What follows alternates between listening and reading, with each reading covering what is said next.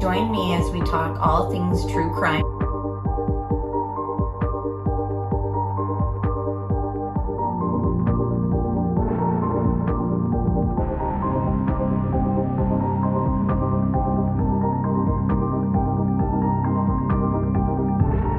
Made contact and shattered.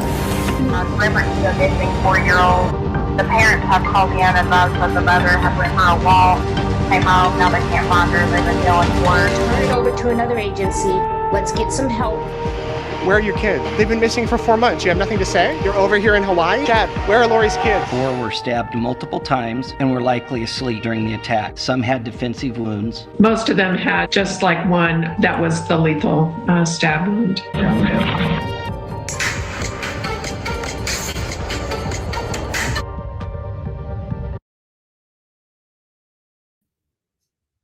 Hi, everybody. Let me know if you can hear me in chat. How are we doing tonight? It's time for another ATS News live stream, and we are back at Delphi. I am stuck down this rabbit hole.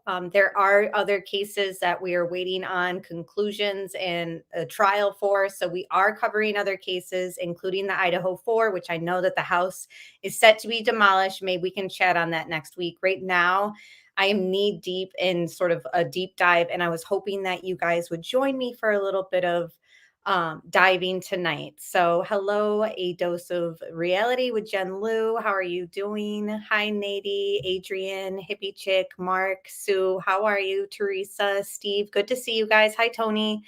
Jen, I hope you get everything worked out with your channel. If you have any questions, you can always ask me. I went through the same thing, and it definitely is brutal to go through, but I have faith that YouTube will make it right with you. So tonight, let me just get into some of the updates in the case. We are still waiting on the Supreme Court's ruling on whether or not Judge Gold will be removed or whether or not Baldwin or Rosie will be reinstated. This says the state's high court weighed in for the first time in the Delphi murders case on Monday. The Indiana Supreme Court denied a request from Richard Allen, who was accused of killing Abby and Libby in Delphi, Indiana in February 2017. He wanted the court to order the judge to make certain documents public and to follow state rules about sealing court records. The justices said a recent ruling from Judge Francis Gold resolved most of the issues Allen raised, but also clarified the process for sealing court records. The Indiana Supreme Court will hear oral arguments next month. I believe it's January 18th. You guys correct me if I'm wrong. On key questions in the Delphi case, they announced Monday the court will consider whether to reinstate the original defense team to represent Allen or whether or not Gull will be removed from the criminal case. So like I said, we're still waiting on the Supreme Court for such important matters for Richard Allen, who, of course, is innocent until proven guilty in a court of law. Now, if you're here because you think that he's innocent or you're here because you think that he's guilty, I welcome all opinions. I am 100% undecided. I don't know how other people are so positive and sure of things, I guess because they've got stuff that we don't have. There's rumors that pages of the discovery are floating around. Again, I don't have any of those, but I will say that I need more than what we have at this moment to convict him. And I need more at this moment to say he's 100% innocent. So I hope you guys are ready for, that type of research tonight, because I don't stand 100% either way. And thank you everyone else who has joined too. And thank you, Carol freaking Claus, for your 7-month membership banner here. Such an amazing channel. Honored to be a part of. Thank you so much. And Merry Christmas. Happy holidays to you. Hi, Shane. Hi, everyone else. If you haven't hit like, please do so. Hi, Lady Sarah. So what I want to go through, usually when I compile these edits, much like my documentaries, it helps me understand a case in a visual manner to kind of piece it together, like chronologically, and to kind of have like a streamline of information, like, okay, this is where it started, this is where it ended. And of course, along the lines, there's always going to be twists and turns. for whatever reason, I can edit so many clips in Delphi case, and I'm talking about statements from law enforcement, statements from family, statements from media who have law enforcement sources, etc. All of that in this case, I just cannot get a grasp on where exactly I fall. I know that I feel like they were targeted online, and I think that a lot of the crime scene, including the Odinism angle, is a part of staging. And I'll get to why I believe all that as well. So, hello, Johnny. It's good to see you. I had something I wanted to show you. Hang on, let me just. So, if you guys like music channels and true crime, he does a little bit of both. But this is my dad's Led Zeppelin record, Johnny. It's like vintage from the 70s. It's not like a recreated one. Like they have vinyls nowadays that they're just redoing, like making copies of. That is actually from the 70s, my dad's. So just wanted to show that to you. And I loved that video that you did with the rain song. Hello, MK. All right. So now that we've said hello for right now, let's just get into it. So we'll start with some clips. I'm going to pause it along the way. There are some articles that I want to pull up, and these articles are related to topics that we're discussing. Hello, yeah, let's unpack that. Good to see you. Yeah, it's an old Led Zeppelin record. It is, and it still plays fine. So yeah, we'll just pause it along the way, and I'll pull up some articles, and hopefully we can kind of make sense of things, or kind of, make, again, this live really is just a deep dive.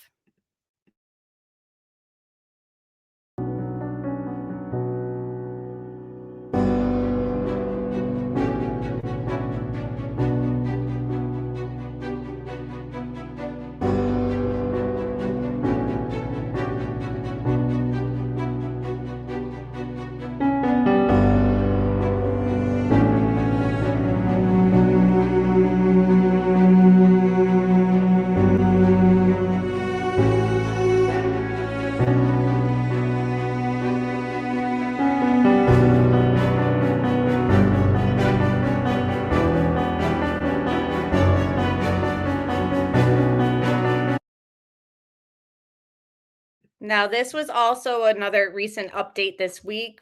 Hello, Digital and everyone else. This I got from Mob Crew. He pulled this up. It's orderly information and details. And apparently, they are measuring Richard Allen at 5'5". Now, we've heard 5'4". We've even heard his defense team kind of make it seem like, well, he's so short and the river would have been so high. And how is he supposed to handle two girls? Yada, yada, yada. Again, they're just doing their job. Of course, their job is not to really defend his case as far as explain what happened, but they're just supposed to raise doubt. And I believe that his defense team, the previous one, Baldwin and Rosie, most certainly raised doubt. And I think that the Odinism angle, like I said, it's part of a staging, I feel, of the perpetrator. But at the same time, I get hung up on the correctional officers who were wearing Odinism patches. Now that just kind of throws me for a loop, because how did all that get lined up the way it did? Even if it is a staging of something to make it look like it was Odinism or ritualistic, it's still tripping me up a little bit that there were correctional officers that had those patches. They removed those patches when that information became public, and they spoke about how they've tased him twice in prison. Now he is moved to a different prison. And we talked about it in our live last week. It's the prison that Keegan Klein is at. And the more I think about it, the more I'm feeling like that's the state's way to kind of get away from the Odinism angle, the ritualistic angle, anything that the previous defense team was kind of raising as doubt. I feel like the state has decided, and including the attorney general who moved Richard Allen there, has decided to kind of, for whatever reason, keep the conversation or our eyes kind of focused on him possibly being linked to Keegan Klein. Now, we have no proof of that just yet, but I just feel like they wanted to wipe the slate clean, get away from the bad image that was being portrayed at that other prison with the Odinism patches and those guys and what was going on there, and the fact that, you know, they just felt like he was being mistreated there. There's still arguments going on today that he's being mistreated, something about not being allowed visitors or something, like he has to start over from square one and kind of earn that privilege. Correct me if I'm wrong. I don't know. I was just seeing something. Either way, that's just always going to be under a microscope right now because of the way, like, look at him in this photo right here when he was arrested. And then the way that he looks, you know, months down the line from this photo, it was sort of alerting and shocking. And everyone was just, you know, wondering like what's going on. And hello, Alex Erickson. And yes, Johnny, I gave you a wrench because I just appreciate you so much. But Alan's height info was hidden for a year. Suspect as hell. And you know, it's like I I'm the type of person who I'm like, this is weird. All of a sudden it's 5'5", and like I want to see him get measured like on camera. Like I almost feel like I can't trust this these details here from the new prison that he's been transferred to. I'm just kind of like you said, like this is suspicious. Like all of a sudden he's 5'5".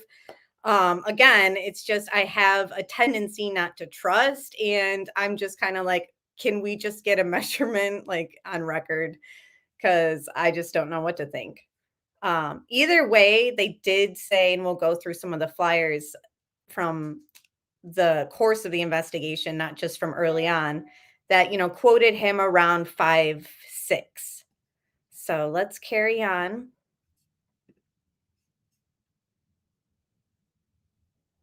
And then we knew that we had a double homicide mess.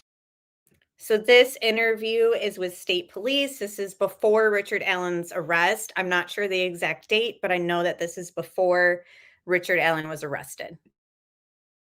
And again, a lot of my clips that I'm pulling kind of lean in the direction because, like I said, I'm not in the 100% in either direction of his guilt or innocence, but I do feel like in my gut or whatever you want to call it, sixth sense, that it's just more than just a lone wolf scenario. And I'm curious what your guys' thoughts in chat and replay are on that. I know that there's a lot of people who say, no, this crime was committed by himself, and that's just the way it is. I believe that it could be committed by one person with a gun.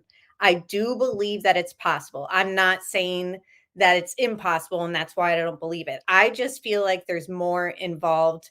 I don't know if it's an involvement of like, hey, these girls I'm talking to online are going to be in this area and, you know, this or that, or if it's, I took the picture and you lured them down the hill. Like, I just don't know. I don't know what levels of what everyone's role is, but for some reason, I'm just feeling like this isn't a lone wolf situation. And Tony says, I feel there is more connections in my opinion. And that's the thing. Yeah, I agree. It's like, agree, head to toe measurement on film. Yeah, exactly. That way, you know, then I could sleep a little bit easier knowing Richard Allen's height measurement. But it's just yeah, well, if I might say, if they said Richard Allen's 5'6" they wasn't too far away. Yeah, a couple of inches, I think is fair. Like when we're talking about Ron Logan, this is where I get kind of like, ugh, I can't just have a simple thought about something because FBI was saying Ron Logan's appearance and all that wasn't inconsistent with Bridge Guy. So it's like, why would they say that if he's taller, Ron Logan's taller than 6 foot? It's just all this stuff that I just can't iron out completely. But it is kind of interesting that now all of a sudden he's 5'5". So, like I was saying, in my opinion, there has been statements made along the way in the last 5-6 years that have made it seem like investigators in this believe there's more than just a lone wolf scenario. Investigation. And then moving forward from that point of what information that we can publicly share, information that we can't share, because the ultimate goal is to find the person or persons responsible for this horrible crime and to hold them accountable. So I'm glad you asked that, Salty Sweet Tea. What was the estimated height of Bridge Guy? And thank you, Steve, for saying that. I knew Ron Logan was taller than 6 foot, 6'2". I don't think Bridge Guy is Ron Logan. I'm not saying that Ron Logan didn't have some level of maybe knowledge, or maybe he accidentally was, stumbled upon things, or, I just don't know. I feel like there's something up with him, but I can't put my finger on it. But I don't think he's Bridge Guy. And I don't think that he's the voice guys down the hill. Again, I'm open to all opinions. So these are to the 2 sketches. And before anybody announces their departure, like an airport, of course, we have to go through some situations and topics that have been beaten with a dead horse. Unfortunately, for me, I'm not at the point where I'm ready to stop comparing sketches and all that. I know people were kind of annoyed with Murder She, the clip I played last week. And what was speaking about Keegan Klein. And it's like, I get it. I know some people just don't think that there's anything to those things, but unfortunately, I have to kind of feel that way before I move on with something. That's just the way my brain works. So we are going to be discussing the sketches and all that. Now, these flyers, whatever you want to call them, are from FBI. And obviously, the one on the left with the older guy with the hat on was first. Now, I want to kind of compare these. Something that never changed in both of those right here is the height they have as 5'4". Other flyers, not this one specifically, measured 5'5" to 5'10". So this one says 5'4". They said on both the sketches on the screen right now that he's around 200 pounds. I feel like that's pretty accurate. You guys let me know what you think. Something that I did notice though too. So the first one, if you look at the Bridge Guy picture, it says suspect. And then under the sketch one, it says composite sketch of suspect. Now we look down further and it says remarks, and it starts talking about Liberty. Liberty was also known as Libby. On February 13th, 2017, Liberty German, age 14, and Abigail Williams, age 13, were hiking on the Delphi Historic Trail near the Monon High Bridge, just east of Delphi in Carroll County, Indiana. Liberty and Abigail were reported missing to police after their parents were unable to locate them at the pickup location. Volunteers subsequently discovered the girls' bodies in the woods east of Delphi in Carroll County, Indiana on February 14th, 2017. It goes on. Investigators have distributed a photo shown above of a person observed on the Delphi Historic Trail. The photo appears to depict a white male wearing blue jeans, a blue coat jacket, and a hoodie. During the course of the investigation, preliminary evidence has led investigators to believe the aforementioned person is a suspect of being involved in the murders of Libby German and Abby Williams. So just reading that last sentence of being involved. Now, then it goes on further, right? Underneath details. Notice how there's a difference in both of these. The one on the left has the word suspects, plural, in red letters, right?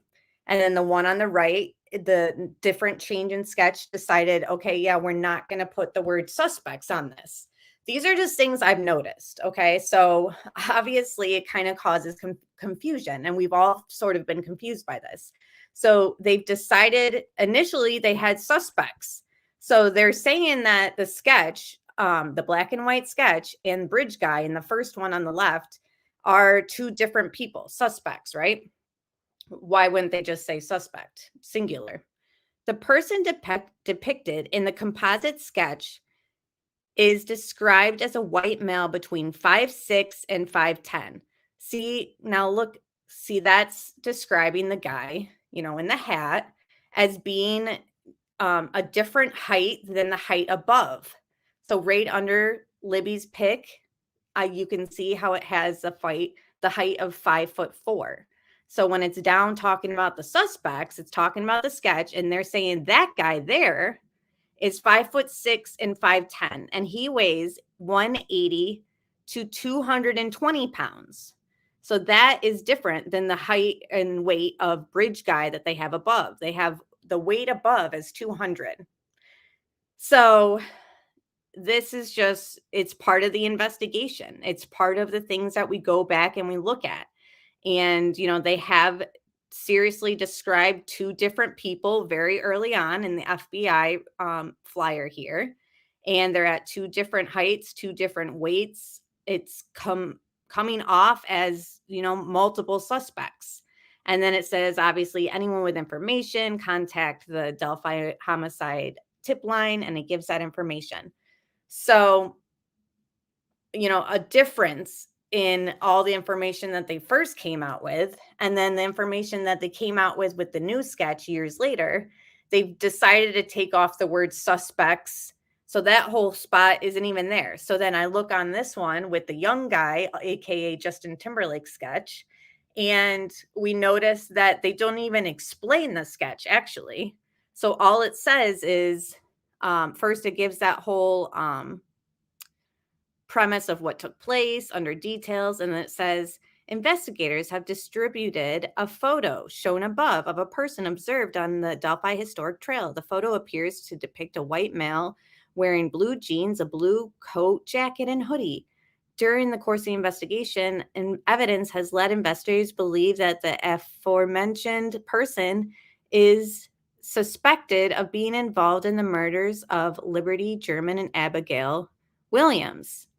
And then, of course, it gives the tip information. So just to me, this is, in my opinion, that circumstantial evidence, in my opinion, just looking at this case from someone who joined it, obviously, years later. I've told you guys, I didn't even start this rabbit hole until Richard Allen was arrested. But going back from the beginning and studying things in detail, it's just very much felt like they were saying there was more than one person involved. Maybe they think that bridge guy was the one that murdered them and the other person just helped lure them, or whatever the level is. I just feel like there's always been more than one person insinuated by law enforcement in this case. So the most recent one, this one, I believe, I don't know the dates that these came out, but they've reduced the height and weight and details significantly in this flyer. So, it's confusing. And that's why, one of the reasons why I believe there's more than one person involved, in my opinion. And you guys let me know what you think.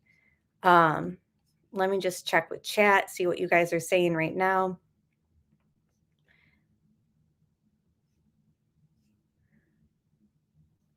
Okay, MK. I have a bigger crook in my neck than Keegan Klein.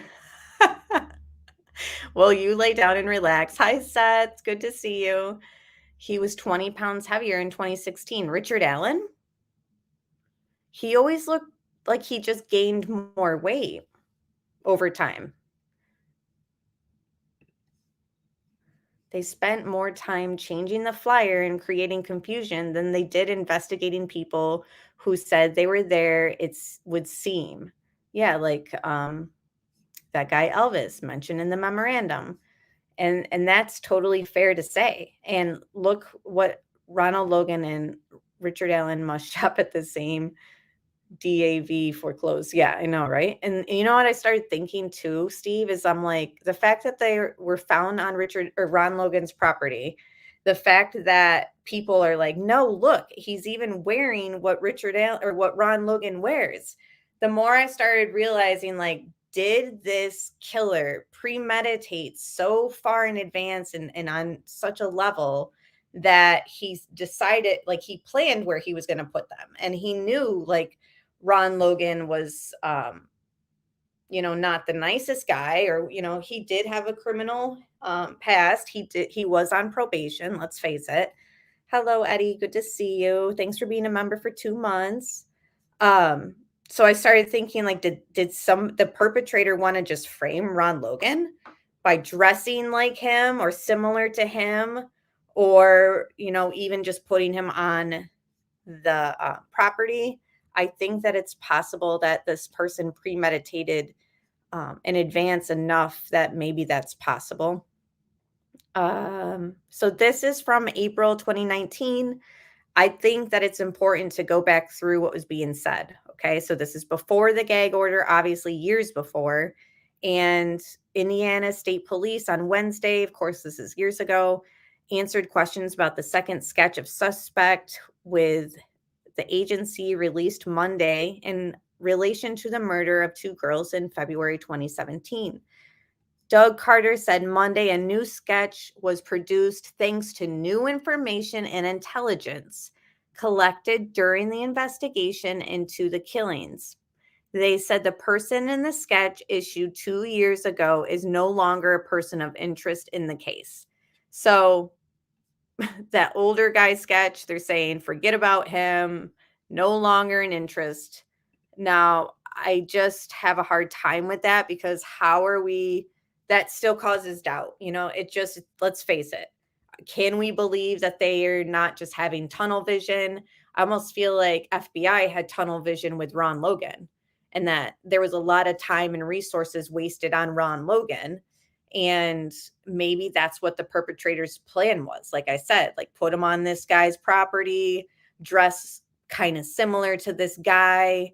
Whoever was in this area has been in this area for a while. So who's to say that they didn't kind of see like Ron Logan or know of him and could imitate what he wore? Again, we just don't know these types of things yet, but I think that it's possible that this was premeditated on a level that was kind of made to look a certain way. And so they're saying, forget about that old guy. It was initially believed the sketch that has been in public view for over the last 2 years of a person in the age range of 40s to 50s was a person of interest in the murder investigation. Now, as an investigation has matured and past information has been reassessed, so already they're saying 2 years into this that they've looked at past information and reassessed it, which is good. And it can be bad, I feel, because it can cause doubt. Like you come out saying that this is a person of interest for 2 years. Everyone thinks they're looking for this guy. Now, all of a sudden you're saying, well, we reassess things. Like, how are we supposed to trust your reassessment? Like, I know that that's just how investigations work. They call in other people. They call in people who might be more experienced in cold cases, perhaps, that look at things with a different angle, or they look at something and they say, wait, why wasn't this looked at? We should look at that now. I know it's years later, but it could give us a different perspective. I believe that sort of was being taken place possibly, but at the same time, it just reiterates what I feel. And every person and agency in this investigation seemed to have a different opinion and be going down different roads. Like we've talked about the ones that were sold on the Odinism theory. Tony says, I feel they are going to keep this case a guessing game. It's what it feels like. I don't know all the case, but it's definitely worth investigating for sure. And we're stuck. Is the reward still up? Good question, Shane. Because I was like wondering, that reward was over $260,000, wasn't it? Where is it? The sketch is sketchy. I agree, Chase. Where is that money right now? I'm just curious. Check the poster now. Everything is blank except the white male. Right. Yeah, that was the last one that I'd share. I'm like, okay. All right, let's continue on with this. Again, I think that it's worth re-looking at this. Made points Thursday about 2 sketches. They are not the same person. The person depicted in the original release sketch is not presently a person of interest in the investigation. Well, who are they? Why were they there? Like all that I'm curious about. The sketch released Monday is representative of the face and person captured in the video on Libby German's cell phone as he was walking on the high bridge and place where the girls were hiking. So obviously they're saying that that's Richard Allen. The guy in the sketch and the guy on the bridge is Richard Allen. Not in this article, because this article is written before he was arrested. The person in the sketch released Monday is described as having a youthful appearance. See, that to me is not Richard Allen. I mean, I know, like I said, in his Facebook photos and stuff that we kind of pulled up very early on, he looked like he was more in shape than he did when he was arrested. That's my opinion. He gained weight over time. I don't know if it was to purposely change his appearance or if that's just the way it goes sometimes. But it says, but could fall in the age range of late in his 20s to late 30s. See, no matter what, even in Richard Allen's pictures that we saw, that where he was like, oh yeah, he does look younger, and I could see that. And he still, to me, did not look like he was in his 20s or late 30s. So that's just my opinion there. I don't think I've seen any photos of Richard Allen where I've been like 20s, late 30s. I don't know. Yeah, maybe it did go to the railroad restoration. Have they done anything new? Hi, BG, good to see you. Okay, Alex will be here. Got some stuff to go through. This person's appearance could look different today if he has grown a mustache, beard, or let his hair grow longer or cut his hair shorter than the depicted in the sketch. So that's where it's like, what do you know? He grew a goatee.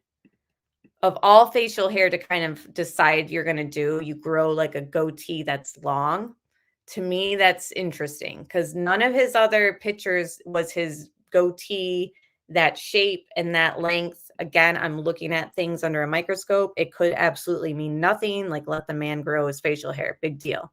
Or it's, yeah, he was changing his appearance. I feel like I'm at the point where I obviously can recognize both angles. And we know that he kind of shaved his hair much shorter, because in the picture that is in this video clips that I can share is he's at his it's girlfriend. He's at his daughter's wedding and his hair is, not bald. Good night, Seth. So this person's appearance could look different today if he is okay. Investigators still haven't said how the teens were killed. Blah blah blah. Carter said Monday that investigators believe the suspect is between ages 18 and 40.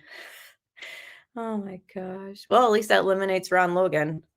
And that he either lives or lived in Delphi and visits the area regularly or works in the area. Interesting. So the thing too that I just find is kind of putting my little theory about this kind of being a crime targeted online initially. And I don't just mean because of the Keegan Klein stuff. I just think that Libby specifically was sort of very vulnerable on her social medias where it wasn't privated. It was just very much out there and kind of like I showed in the beginning, a screenshot of it, like looking for my Peter Pan to take me away. It's just certain things that you just kind of want a 14-year-old to like, don't have that stuff public, or don't have that like where creeps can creep on you, because there were guys that were commenting on our stuff. And that all was shown in that Hannah Shakespeare documentary. And so anyway, so what kind of puts a halt in my whole social media theory is if the killer came from or stalked her on social media, why would he have left her phone at the scene? Because that obviously could have linked him to her. I mean, unless he's using a fake account, right? Like a Anthony Schatz account. So Keegan Klein said there's more than one person that has access to his accounts. If it's Richard Allen, that would be interesting to find out. Now that stuff they're saying isn't true and it just can't be true, but I believe that they could wait until they absolutely needed like a court order to hand stuff over, or whatever the discovery phase was at. Maybe they just hadn't handed over that connection just yet. I just think it's still possible that there's stuff that they just haven't handed over to the defense because they were kind of prolonging and dragging their feet. They orchestrated this leak that took place specifically to buy them more time and to get those attorneys off the case. That's my opinion, of course. But I just am wondering if the link between them hasn't been revealed. Even in information that we've seen, they could still kind of keep that stuff under wraps. That's just my opinion. So, carrying on back to our little this is the sketch What that about decided that they were just not gonna put, like, a height or weight or anything anymore. All right, hold on, guys. So we're gonna get back into some clips. These clips, in my opinion, kind of lean towards more than one person being involved. what about suspect as opposed to suspects? This, again, is part of that podcast that was before Richard Allen was arrested. Has that been addressed? What we have publicly addressed is people want to make the assumption that the voice saying down the hill, it belongs to the person that's captured in the image from the cell phone. That's not necessarily the case. So he's saying that's not necessarily the case, that, that image and the voice you hear, we're not saying it's the same person. We're not saying that it's not the same person, but it sounds like to me the door is still open for that voice, guys down the hill, to being different than Bridge Guy, the image. And I know that we've kind of talked about this over and over, but now we still only have Richard Allen being held accountable for these crimes. So I'm just getting kind of confused. They've bought themselves more time. Doug Carter has stated even after his arrest that they're still furthering their investigation and nobody's been cleared. And they're covering all their bases, especially since this is before Richard Allen was arrested. Like, the door was open to anything and everything. That doesn't mean, in my opinion, that they've got their guide and that's it. To me, it means, he could be involved for sure. Probable cause affidavits, some people think are weak. It's weak. The eyewitness accounts, I never really trust them personally, but probable is just another word for likely. So again, I know people get annoyed, but court in the due process, let's have it out there, show to us why we should have doubt. And I think even before we get to the courtroom, people are having doubts, and it's fair doubts. I feel, like I said, the Odinist angle with the correctional officers, the ones that tased him, the confession that's come out behind prison walls all of a sudden. It's just, to me, it's causing me to feel like, okay, was this sort of a forced confession, or was this just somebody who's like, yeah, they got me, it's very hard. But thank you, NG. I appreciate that. And thanks for watching our previous lives on this case, because it's been a roller coaster. All right, so let me just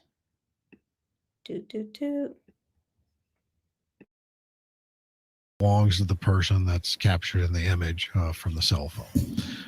That's not necessarily the case. We're not making any assumption about that.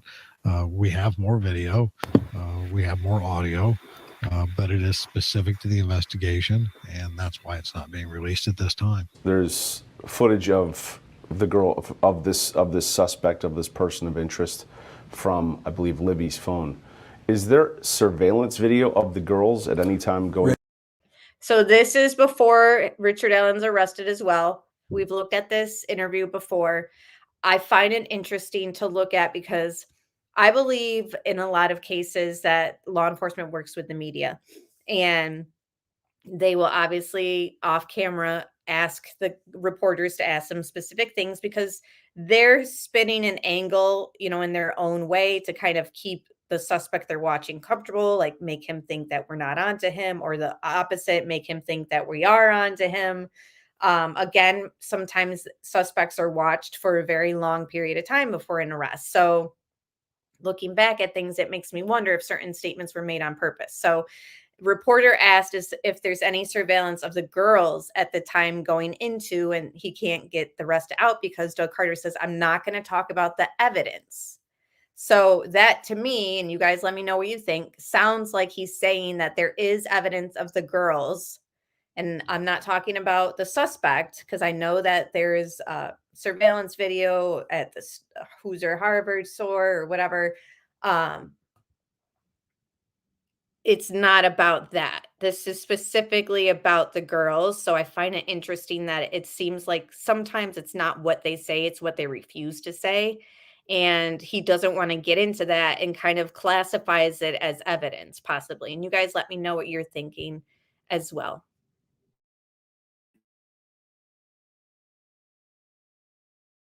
This person of interest from, I believe, Libby's phone. Is there surveillance video of the girls at any time going? Rich, I'm doing this interview to talk about the effects that this gruesome crime has had on a community, on a state, and on a nation. I'm not going to talk about the evidence. It's not one. Okay. Okay. I've got nothing new. I've got nothing new to release. Okay. The crime scene, the area where their bodies were found, from what I've been told and from being there, is very hard to reach, and some have speculated that it's only reachable if you cross this creek. And the speculation is that this is a person that was very familiar with the terrain. Can you speak to that at all? One thing I'd say is any place in the country that's rural, there's multiple points of access. Now, when I first saw this, heard this clip, and we played it on my channel in a different format, I like to switch it up with visuals, etc. I took it as, okay, yeah, it doesn't necessarily have to be the way that the PCA is saying it, that like he entered from this area and all that. It could definitely be, well, like any rural area, there's many points of interest. But then I listened to it again, and like I said, it's my opinion, there's more people. It almost seems like he's saying that you could interpret it possibly that there are multiple points of entrance and multiple people could have been going from different angles because, you know, we got Bridge Guy coming from one angle that she recorded him for a while, it says, because he was following them. And then you have guys down the hill and they're insinuating here and there that it's not the same person, possibly. Was that other person behind them saying guys down the hill? So when he says there's multiple points of entry, does that mean that you know, kind of leans into the theory that like, yeah, they were probably going to be surrounded that day. I mean, there's two girls. It just, to me, would be super risky for anyone to come from just one angle. So Bridge Guy comes from one angle with a gun and he says down the hill. How did he know that people down the hill weren't going to see what was taking place, or someone coming from that opposite way of the bridge? All of a sudden there's a jogger or walker jogging on the bridge. Probably not, but a walker deciding to come from the other angle. It's just, to me, it makes more sense. Yeah, Johnny says, yes, agreed. The satellite photos, you can see other ways to get in there. Right. It just looks so open that like you could have walked. And now you guys let me know who knows kind of the format of the land. From what I've seen, it looked like, even though they have Richard Allen's car supposedly parked somewhere, it looks like he lives close enough that like, could he have walked there? I don't know. If that sounds like a stupid question, sorry, but like, is it possible Richard Allen could have walked there?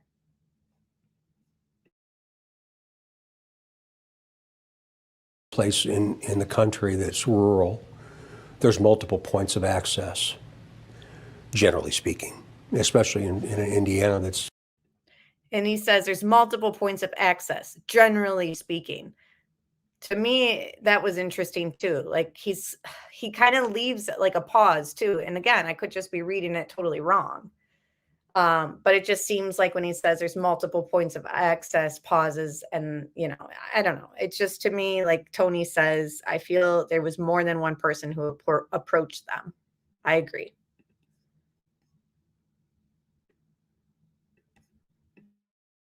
Generally speaking, especially in Indiana that's hilly, but points of access, generally speaking, especially in Indiana that's hilly, but mostly flat.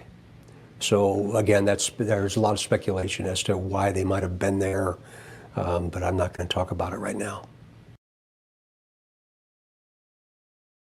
What do you think of the strategy from law enforcement so far? I just think they should have been releasing information a lot sooner. You said, you know, And I include that clip not only because that's the guy from the show Mindhunter, like real life, that's him, but his experience, it's valid to me. And if we have to kind of criticize how things were done, then that's just the way that my brain kind of works. Like I have doubts because of how long it took to get arrested, the tip that was lost. Like I said, these Odinist correctional officers, and it's, for me, there's doubt. I'm not saying that he's innocent though. I'm just saying I'm hoping that this is, not just to get a conviction, but I hope that we get like more of the truth. And again, prosecution, defense, they have their own stories to tell, but I'd like to lie on one side that seems like yes, and there's more than one person involved and we got them all. That's just me. this is the first time in a case that you could recall that you had audio, video of the person you thought was responsible. Do you think Mr. Allen is the man on that bridge? The judge signed a probable cause affidavit for the arrest of him. Okay, so I want to just pay attention because the question asked, you said in an interview I seen that this is the first time that you have audio and visual. So she's asking, do you think Richard Allen is the guy on the bridge? So it's almost like she's saying, do you think Richard Allen is the guy in the audio and visual? Because that's what they've given the public. They've given us Bridge Guy's image and they've given us the audio. Here it's making me feel like the way that she asks, and it includes audio and visual and says, is it Richard Allen? He's kind of hesitant. So I don't know if he thinks just the image is Richard Allen or just the audio is, or if he thinks, you guys let me know.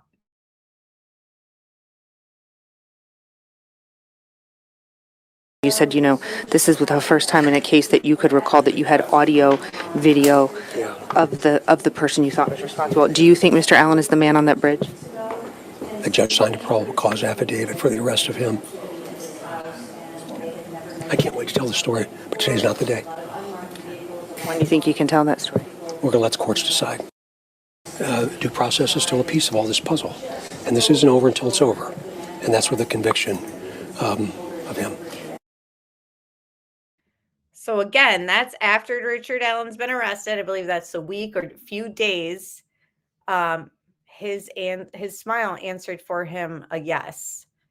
Mrs. Carter didn't answer question. Yeah. He's kind of leaving it like you don't know what he's saying yes to, the audio or the visual. And she says the guy on the bridge. Unfortunately, she kind of didn't specify like in the voice on the bridge. You know what I mean? So it's like, I feel like he leaves it as like, you don't really know if he's saying yes, like Richard Allen's bridge guy, or yes, he's bridge guy in that voice. Like, I feel like the door is still open for me. Other people might not think that. They might think like he believes he is. And I think that he thinks it's bridge. I think that Richard Allen is bridge guy. In my gut, again, his face is very pixelated. I can't say 100%. If I had to say a percentage, I would say I'm 80% sure Richard Allen is bridge guy. But I'm not saying that he was alone and that he's guys down the hill voice, or even if he is the audio and the visual, I still think that there's a possibility that there's more people involved. And yeah, I figured you meant Mr.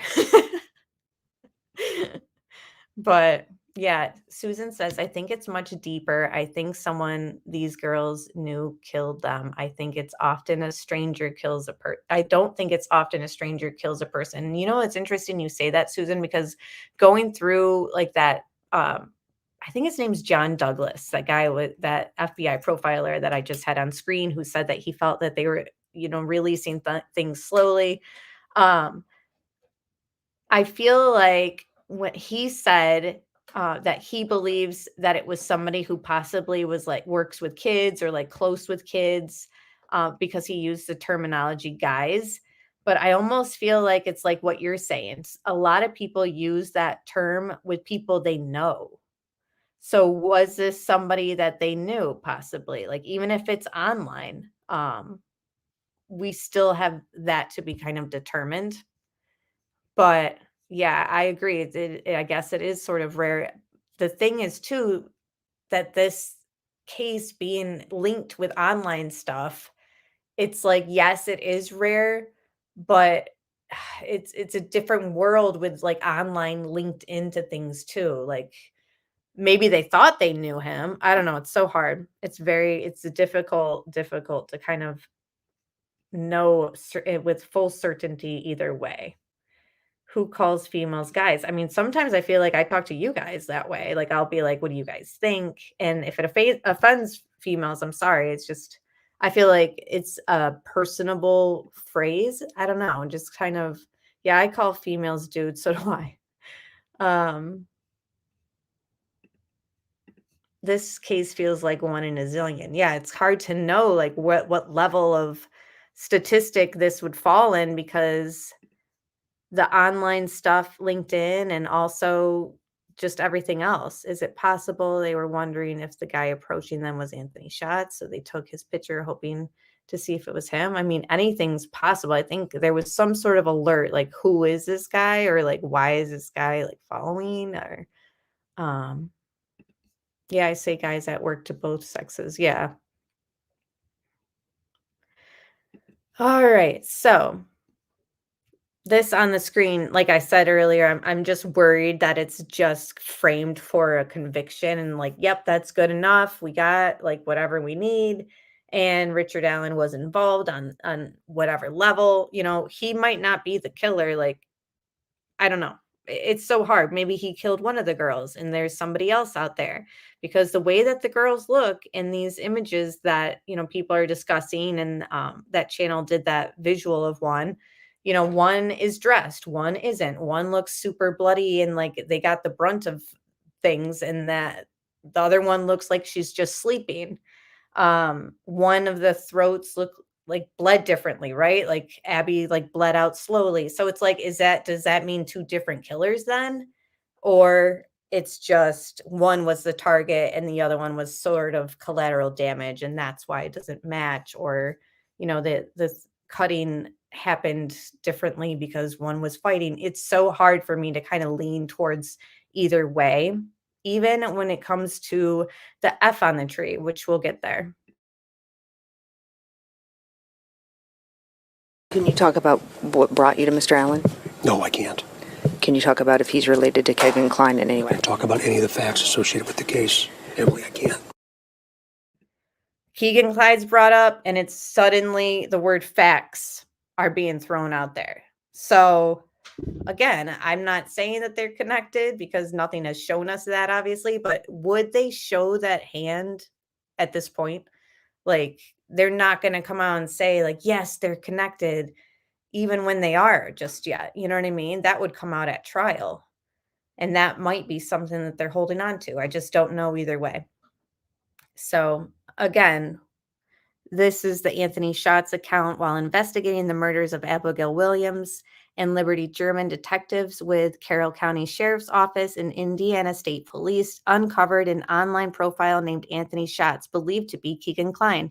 This profile was being used from 2016 to 2017 on social media applications, including but not limited to Snapchat and Instagram. So I find it interesting that the timeline is 2016 and 2017. Are you confident this? So this is the picture from Richard Allen's daughter's wedding. This is where his hair, I mean, he's not bald. He's shaving his head, or unless he just went bald completely in the last few years. But at one point, does anyone know the date of his daughter's wedding? He had hair. And it's rather thick. Is your guy? The judge signed the probable cause affidavit for the arrest of Richard Allen for 2 counts of murder. Yes. Do you think there are other people involved? I'm not going to go there. There's still speculation out there that investigators should still continue to look, even though he's passed away, at Ron Logan, where the bodies were found. We're going to keep doing what we've done until there's nothing left for us to do. We're going to keep doing it. I was reading back on the time when you guys searched Mr. Logan's property, and he was saying it was because some things didn't add up. Are we still looking at Mr. Logan as possibly involved? At everything, at all of it. We're looking at all of it. We said when this happened we were going to start all over. So you never cleared him, Mr. Logan? We haven't cleared anybody. Have you guys ever seen those memes or GIFs where they put like the sunglasses on and it says like savage, like all of a sudden sunglasses drops on and you can't see like their eyes and it's just talking about savage. Anyways, I just thought that was just the smile and everything. He's like, we haven't cleared anyone. Hi, criminality. So it just is like, can we just get some sort of like answers? Like, we know Richard Allen's arrested at this point. He's saying that he thinks that that's Bridge guy and that's their guy. But at the same time, it's like he's saying that they haven't cleared anyone. Like, what? Because, compare it to other cases, even in the Kohlberger case, it was like, no, they're not involved. They're not believed to be involved. And Brian Kohlberger's our guy. Like, they made it more clear than this. Hi, Roll. Good to see you. I still haven't seen or heard any evidence that convinces me Allen is guilty. And that's pretty much the premise of this live stream. I'm completely not decided either way. And did I say, okay, yeah, I said hi. You guys check out Criminality's recent live stream with Chris Todd. I was like on the edge of my seat. I'm not even kidding. You asked really good questions. And I hope that you're able to ask more because I feel like there's a lot people still kind of want to ask. But it was really interesting. Bingo, no one has been cleared, but yet other YouTubers claimed they were cleared. Yeah, they were cleared. Interesting. Right. Well, and that's the thing is they've misinterpreted things that were, posted on Twitter around the time that Ron Logan was arrested for probation violation, which I think was in March, like right after the murders. They put out a statement. I can't, remember it, but we've shared it, where they said the arrest of Ron Logan is not connected to the murders or whatever. So then people started saying even years later, like, see, look at this screenshot. And it's like, but that was because he was arrested for that probation thing. So people were wondering, is he being arrested for the murders? And all ISP was doing was saying, no, not for the murders. He's got a probation thing. But that didn't mean that he's not cleared. It's just a lot of I want to see the entire video. And we've heard, didn't Chris Todd say the other day, Criminality, that it's like 2 minutes long? Actually, his demeanor was so strange at that. I know. Yeah, there were good questions, and like you looked calm as a cucumber or cool as a cucumber. They won't clear anyone publicly, right? And they keep saying that they're still investigating, but yet here we are over a year later, November 11th, 2017.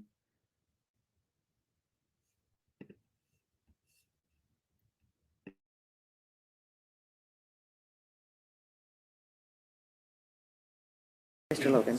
We haven't cleared anybody.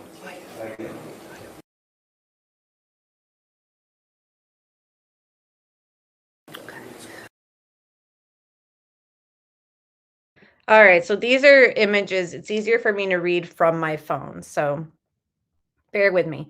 Again, I believe this is just part of these are just stuff that I just want to go over again and kind of, you guys help me kind of brainstorm a bit.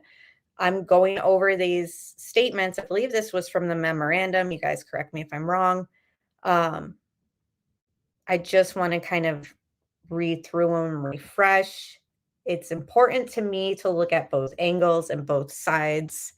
And we just heard Doug Carter pretty much say nobody's cleared, but in the same breath, he feels like they have their guy. So I want to believe that Richard Allen on some level is involved. So, but now I want to read again what was being discussed in this aspect here in the memorandum. Give me a second. I got to get some water. It was a lot happening at once. It didn't look like it. You looked like you knew you were under. It was almost like you knew he was going to come on. Like you were like ready and prepped. I always thought it was odd they arrested Richard Allen while Doug Carter was out of the country. Oh, I never realized. Oh, he was on vacation. I personally don't have a problem with Chris Todd. I appreciate his being willing to put himself out there, even though he can be a bit brash, brass. I take him the way he is. I don't. Yeah, I'm good with everybody's opinion. I might not agree. He says something about Ron Logan's phone not being evaluated or investigated, but I thought that they came out with certain pings that like put Ron Logan near and around the crime scene during the time of the crimes. But again, I'd have to pull that back up. I know we have it in a stream where I pulled that up. So I don't know like what level he meant, maybe by FBI and they just did like a state scan, like a from the local. I don't know. Some are at work on video or an hour away and still not cleared 6 years later. Nothing normal about this case. So then that makes me think, so does that mean even the people mentioned in the memorandum are not cleared? Again, that interview was before this memorandum stuff came out, like about BH and Elvis. All right. But yeah, people have said that, Ron Logan stuff would ping anyways around there because he lived around there. And it's like, yeah, it could go either way. So, unfortunately.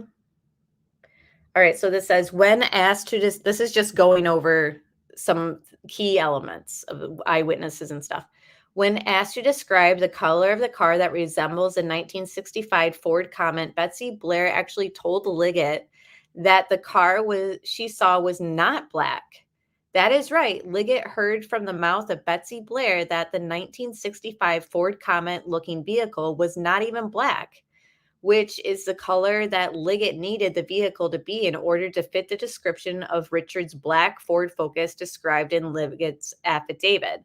Again, they're questioning the PCA, which again just simply means likely. This person is likely involved. Unfortunately, eyewitnesses, fortunately or unfortunately, I guess it could go either way. Eyewitnesses are included, but they're pointing out like she's not even describing it the way that Liggett needed it to be. Descriptions of cars you can never rely on, in my opinion. Because of Betsy's description of the car she viewed at the CPS building, evidence supports that Richard left at 1:30 p.m. as he told Liggett. At some point in time after Richard left the old CPS lot, an older, angular-looking car that resembles a Comet, and it was not black, arrived at the CPS building. Then the driver of this 1965 Ford Comet-looking, angular, non-black vehicle backed into the CPS parking lot. At roughly 2:15 p.m. when returning home, Betsy Blair observed this car that reminded her of a car her dad had growing up. And I'm sorry, but isn't it just interesting that like that aspect like sticks out to her? I mean, obviously a 1965 car would kind of make you turn your head. It does for me. I'm like, whoa, did you see that car? But I don't know. It's hard. It's tough. It's tough. It's not a car that you kind of misinterpret, but still, it's not something I would like hang my hat on fully. At roughly 2:15 p.m. when returning home, Betsy Blair observed this car that resembled her of a car her dad had growing up. All of this adds up to this fact. Evidence concealed by Liggett supports that Richard Allen was not at the crime scene, as he already left at 1:30 p.m. and was already home by the time Betsy Blair observed the 1965 Ford Comet-looking non-black vehicle at the CPS parking lot, and Liggett knew it. Again, because of Betsy Blair's description of the vehicle she observed at the old CPS building, evidence supports that Richard Allen was also home by the time. See, that's the thing is in his tip, doesn't he say from 1:30 to 3:30? Which again explains why the person on the bridge looks nothing like Richard Allen, because it wasn't Richard Allen. This is simply outrageous and abusive behavior on part of Liggett, abusive in that Liggett used his power as a law enforcement officer to conceal evidence to secure a search warrant. Hi, Roxanne, and thank you so much for the Cash App you sent the other day. I really appreciate you, and I'm happy you made it. I don't know. Yeah, a mixture of in the info we had at first, it was a red truck and a black PT Cruiser. Yeah, I remember that. But then that changed. It's never good. Good night, Chase. DC was super shifty and off his game that day. Yeah, something was up. I want to know why they moved Richard Allen.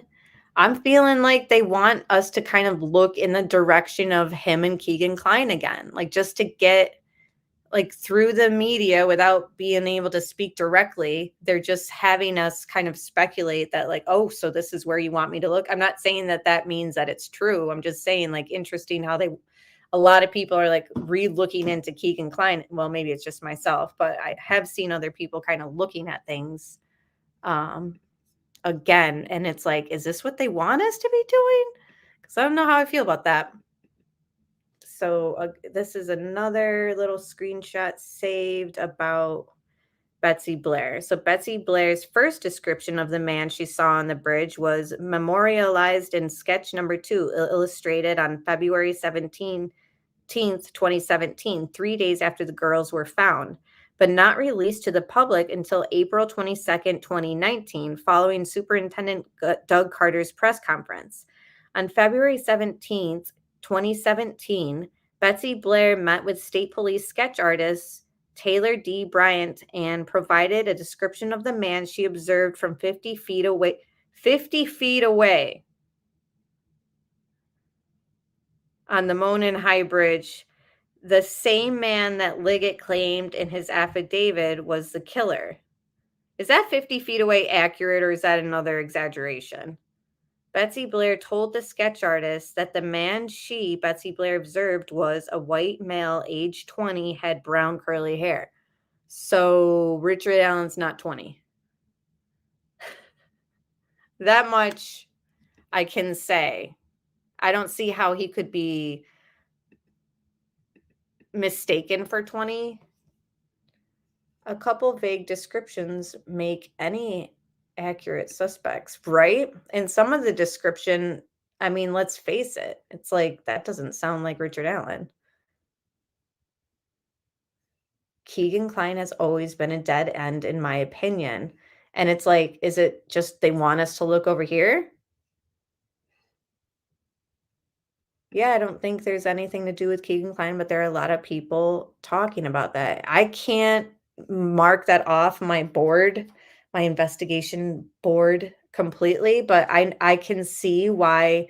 What if it's just like a red herring, look over here so that you're not seeing this? And it's like, I just can't trust it either way, really. All right. So during her March 7th, 2017 interview, Betsy Blair was talking with 2 members of United Command, Kevin Hammond and Tony Liggett. And at this interview, Betsy Blair told Liggett face to face that the man Betsy Blair, observed on the high bridge fit the following description. The man was slender and youthful looking. Okay. Not Richard Allen. He was more boyish looking. The man was in his 20s to early 30s. His hair seemed poofy, just as his sketch portrayed. He had no facial hair that she could remember. Now, the hair and the facial hair thing, I mean, that easily could be you shaved or you didn't get a haircut. So I'm not like, oh, wow. But the other parts, boyish looking, slender, and youthful looking, I just don't see Richard Allen being that way. But again, I just don't trust eyewitness stuff. So unfortunately, the PCA is information that we have that we kind of just keep going over. And that's all we have at this moment. And it is what it is. They said that it's likely him, pretty like probable cause.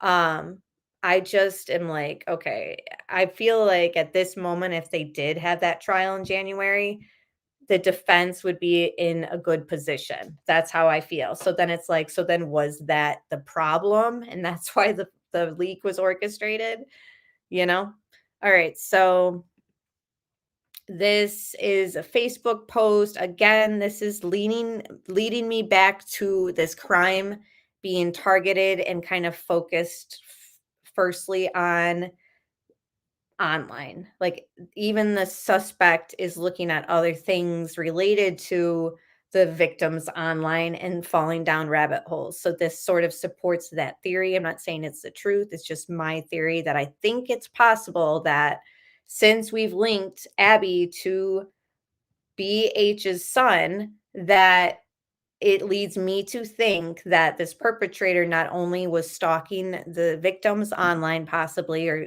catfishing them online, possibly, but they were falling down other rabbit holes with people associated, and they find, BH, and guess what? His Facebook completely public, pictures, posts, all that completely public. We've gone through his video and voice analysis with Bridge Guy in a few live streams back, and we've gone through that.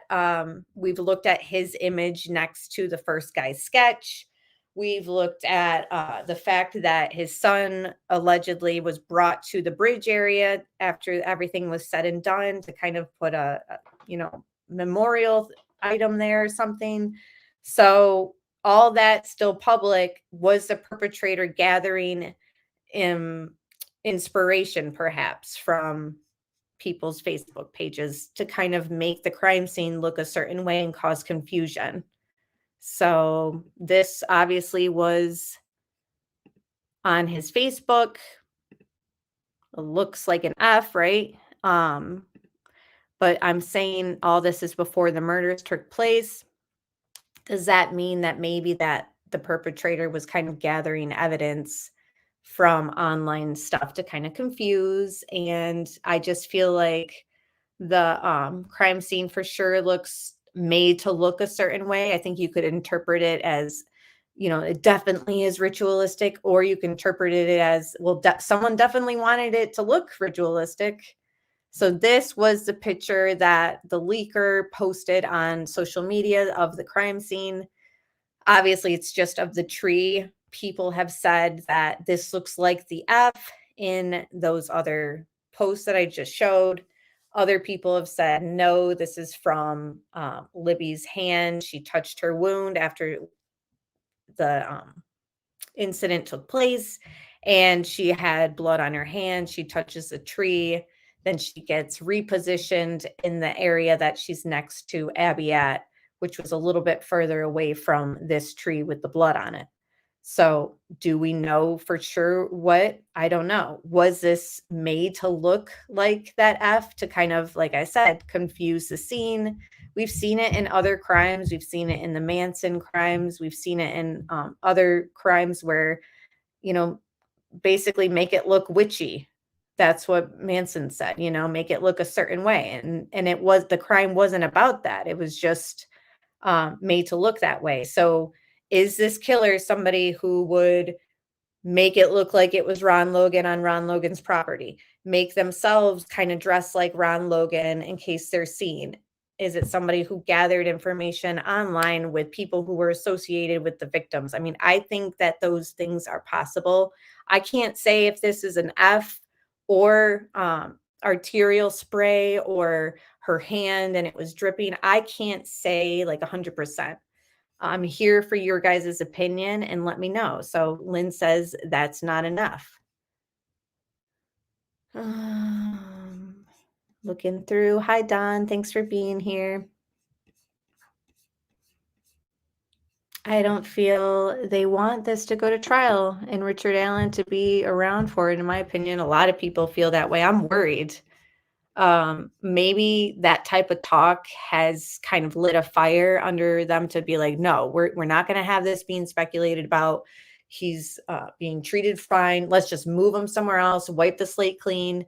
But, I still remember and want to know more about him being tased twice. I know they said that, hi, Sleuthy Goosey. I know they said that had something to do with him not being compliant. I know that stuff takes place. I know people who work in prisons, and I know that, they can get violent with them. And that's why they have, the resources to tase them or whatever they need to do. It's not an easy job. So I just want to know for my own like understanding, like what exactly took place. Because even though they wrote the affidavit pretty much admitting like, yeah, we did, and he wasn't cooperating, I'd still like would love to know more information about that. And did they move him because they're just not trying to have like an inquiry and like, let's just make the situation go away and maybe people will forget about it. Like, all that I think is possible, and all that is sketchy. I think it's possible since Libby had blood on her hands and the only DNA we know of that was obtained from the blood was Libby's, that she made the mark for whatever reason. Yeah, I do think it's possible. I'm seeing E today, not F, WTF.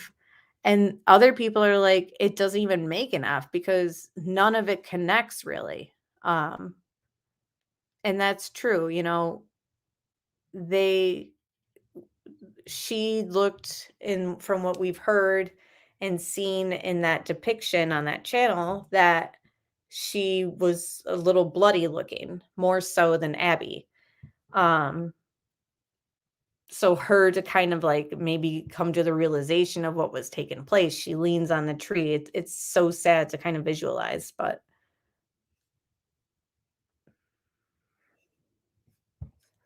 all right. So was that the end of my visuals? Yeah, that was the end of the visuals that I put together. What do I have to pull up next? Let me share my screen. So, and I don't feel any more. I thought I would feel better after talking to you guys about things, but I'm still feeling like I just have no idea which way I'm swaying with any of this. But I guess I shouldn't say that. I do just feel like it's not just a lone wolf scenario. I would need to have more. I don't know. There's just too many statements and things taken place and avenues that have been they changed around and they've gone down different avenues with sketches and you know Ron Logan looking like he was maybe tunnel vision for the FBI for a while. It's too much for me to say like okay, yeah, lone wolf. Like I do think it's possible that one person could do this like physically, but with everything that's led up in the last 5-6 years, I'm like no, I don't think it's that simple. On whatever level that there's other people, I don't know.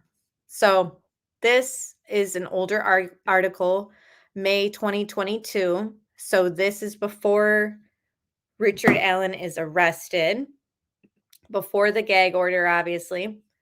And I want to refresh it because DNA is obviously important in this case. Family says police have DNA evidence in Delphi murders. The family member of a killed Delphi teenager indicated that police may have DNA evidence related to the case. During an interview with Fox News senior correspondent Laura Ingle on Monday night, Libby German's grandmother, Becky Petty, said police mentioned finding DNA evidence. Police, this is a quote, police have said there was DNA. They have made the comment that there was DNA, Patty told Ingle. German and her friend Abigail Williams were killed near a trail on Monon High Bridge in Delphi, February 13, 2017. Cell phone footage found on German's phone shows a man police said may have been involved in the case. To date, no one has been charged with the killings. So again, this is months before Richard Allen's arrest. You know, they're describing her phone left on the scene. So, you know, where if this was a crime, like I'm kind of speculating that kind of originated online and that's where this whole scene and all that targeting and all that kind of came from. I have a hard time with that too in the same breath because why would he allow the phone to be left there? With the risk of, you know, being traced back to him, did he just not think that Snapchat would be a thing? Like, same in the Murdoch case? Remember, it was Snapchat that got Alex Murdoch pretty much convicted. His voice on the Snapchat video, and he didn't think to, you know, erase that, or he attempted to, couldn't get in or something, you know? So, yeah, it's an unknown profile, but what kind of DNA? I think touch, not bodily fluids. I don't know because we don't have the autopsy.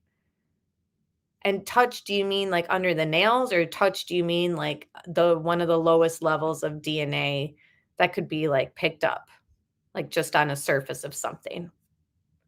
Like in the Kohlberger sheath case, just touch DNA, which can range from what, sweat and all that, but it's only like a certain number of cells required for it or something. But yeah, I want to know that too. What is the DNA? When asked to verify the existence of DNA evidence, Indiana State Police Direct Commander Lieutenant Thomas McKee said he is unable to give public comment about evidence in an open investigation. Police have not released many details about the double homicide, but they've asked anyone with information about social media profiles belonging to Anthony Schatz to contact them. The Anthony Schatz profile was created by Keegan Klein, 27, of Peru. He used a fake name. Blah, blah, blah, blah. We know that. Klein was arrested. Now that's the thing too. It's like, okay, so Anthony Schatz account signed in on Instagram the day of the murders, in and out from like a different device. Ugh, guys, correct me if I'm wrong, but wasn't it like a different device? That I don't know. Forget that because I don't want to repeat something that's not accurate. But either way, Snapchat being involved in this, Anthony Schatz connection, and the fact that she took a Snapchat video, it's like, does it mean something? Was she sending that to Anthony Schatz? Like, or was she, I don't know. Could be nothing. I'm so confused. I change my theory every week, and every week I'm sure I've got the right period this time. I know. I mean, I've gone back and forth from it's Richard Allen on the bridge. It's not Richard Allen. It is Richard Allen. So I'm there with you. I feel like we're all the same with this case, which is why it's like, I just want to have some certainty. Police have not specified Klein's connection to the Delphi case. See, it's always left open-ended. Patty said Libby interacted with Anthony Schatz. I know for a fact that this Anthony Schatz account did have contact with Libby. I feel that he knows more than what he says. And she's referring to Klein. Again, that's just her opinion. Klein has not been listed as an official suspect in the Delphi case and denies any involvement in the killings. See, involvement in the killings. I don't think he was there, I don't think he was there doing the killings. I don't think he's bridge guy, obviously. But what level is he connected? I still have questions. And I'm not ready to just say, like, well, they've never said that he's connected to Richard Allen, so he must not be. Like, that's just not how it goes. Like, they wouldn't reveal that yet.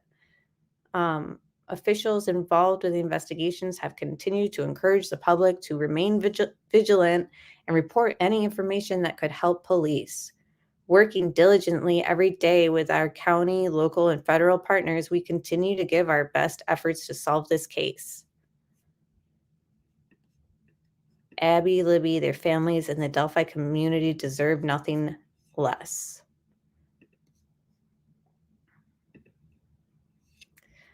Well, there you have it. I'm even more confused than when I started.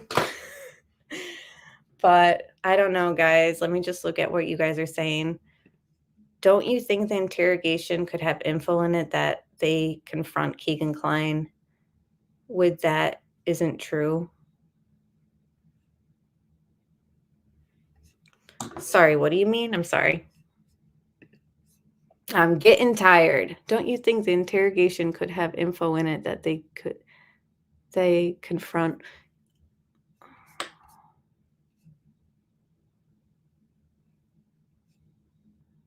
There's 4 videos of Bridge Guy, but they all were formulated differently. And one of the files was compressed and made BG look taller, but one made him look shorter and fatter. Just saying. Yeah, it's like, how do we even trust until we see the one that's given out in court to the jury, right? That video file or whatever in evidence, because we'll be able to kind of get that. Personally, I think one person wouldn't have been able to do this crime. One of them would have more than likely gotten away. Bringing into Alan's weight and size, one of the girls would have run. I think so too.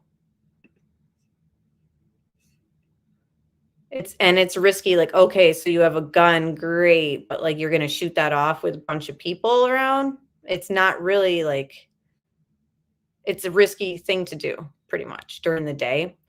I think Keegan Klein was fed information prior to that interview, but it was all BS. That's a possibility. I've heard touch DNA mixed with blood is very hard to separate. So if someone used their finger in Libby's blood, that could be a big problem. Just my opinion. Yeah. Meaning they lied to him.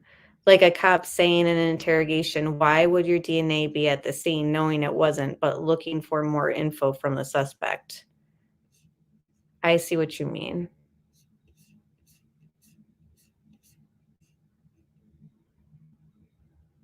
Yeah, I want to read through his Keegan Klein's interview again. I think it was Keegan Klein who cut a deal by throwing Richard Allen. A lot of people speculate that. Like they're saying like no, the tip wasn't just lost or misplaced, like they're just not revealing like basically what happened. And that's what he's an informant. Maybe he was given immunity. I think it's possible. I feel a few people had different roles in this case, in my opinion. I think so too. That dude didn't leave his house for anything guaranteed, right? Maybe Keegan Klein jogged there.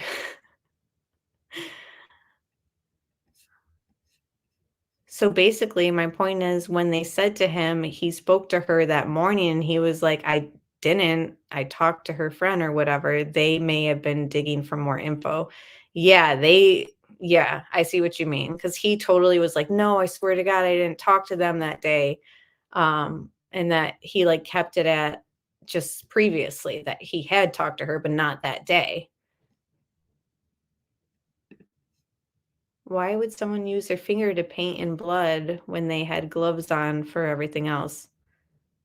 Right. I think people have like wondered if a stick did it or something. I don't know. It's like, show me how you could do that. I don't know. But then they talk about how Libby's hands were bloody or whatever, right? But that could still mean, she grabs her neck, etc. Um, it's just really crazy. I still think it was my friend thinks you're cute. Yeah, I know what you mean about that scenario. Possibly. I think BG knew they wouldn't come if it was just him. Right. So there's somebody else there that maybe right. I see what you mean. Many reasons to have an accomplice, with two girls. But who's willing to risk it? There's more than one person out there willing to do this crime. That's the thing that kind of leans me like very slightly towards lone wolf because I'm like, how many psychos are out there? But I think it's possible that it's like a close knit little circle that, and this goes back to this being a sexually based crime. If they offered him immunity, he still basically didn't get much less time than he would have for felony murder. Would have been a dumb deal to take. Yeah, I feel like, he's serving 43 years behind bars and people have said like, why would you think that that's a deal? And it's like, well, the thing is they can tell a perp like, you're going to prison for the rest of your life because of these offenses, but we won't charge you with this or that related to the murder or give us what we need and you won't get this murder charge, and the time that you do spend behind prison will make it much better for you. So it could be something like that where it's like not much of a deal as far as like him getting free, but maybe it's something where it's like he won't be, in certain areas where he could get shanked. I don't know. I just know that like the deals could go beyond time spent behind bars. It could be conditions. I don't know. I just have heard that being theorized. They've been talking DNA since 2017. I can count about 20 people, so I can imagine it's much more. And also it's like, this isn't the dog DNA or animal DNA that they're talking about, right? Like the hair that was found. What's going on with that hair? Where did that even come from? I have not seen anything. Um, yeah, I don't think I've ever seen an appeal filed as quick as Keegan's was, right? And the other thing is like people were stunned that some of the stuff that he was charged with was just dropped, like out of nowhere. Yeah, how did the killer or killers not know the girls were there with family? Or how did they know they would have time to do all this without someone looking out for them right away? Yeah, that's the thing too. It's like, although it is a hard area to get to, like that area that they were found at, um, it's still like, okay, the aspect that one of the neighbors was on vacation too. It's like, so that did they know that? Did they know that that would eliminate at least that neighbor from stumbling on them or being or seeing them? It's like, what level of this does it go to? And the whole bridge thing, like, how did they know that the girls weren't just going to run off? There must have been a cornered aspect of this. They said fiber. I wonder if it might have been fibers from the rope. Hmm.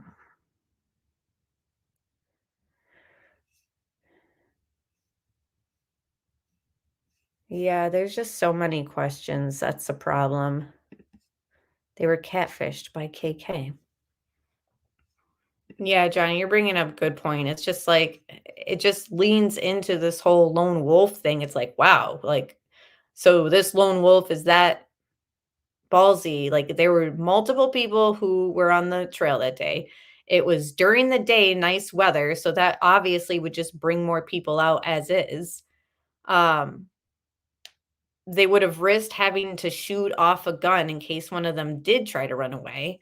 They got these girls to undress, at least Libby for sure, cross this river. Like, how is one person doing all this and risking all this? Like, they're just that risky? KK cut a deal. He got screwed because his sentence for what he did is probably trip what most first-time offenders get, sadly.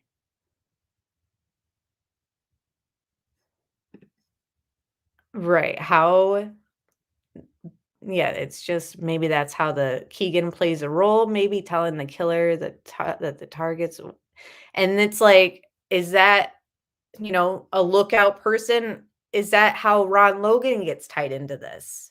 Again, speculating. I'm just saying there's something strange about him coming up with his alibi before the girls were even found to be deceased. A lot of questions. Yeah, these girls thought they were meeting Anthony's shots. That's what we've been led to think is a possibility. But now I'm like, is there another catfish out there that they thought they were meeting? You know what I mean?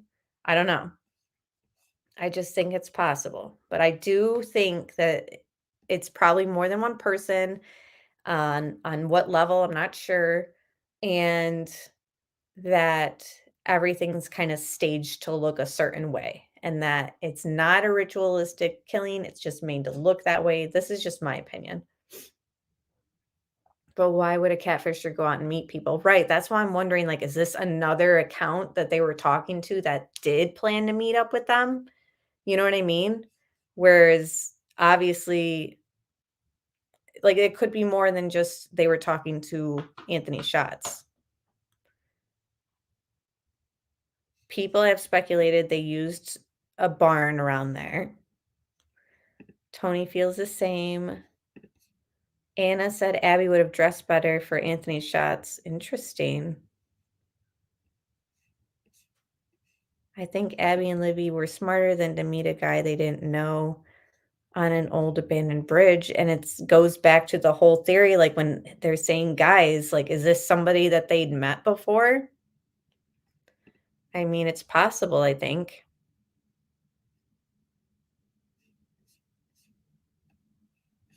All right, guys, I really only go an hour and a half. The other crazy thing is Keegan was 100% talking to the girls as himself with his own photos too. Oh. So Anthony Schott's account is weird. He was getting pics as himself. What?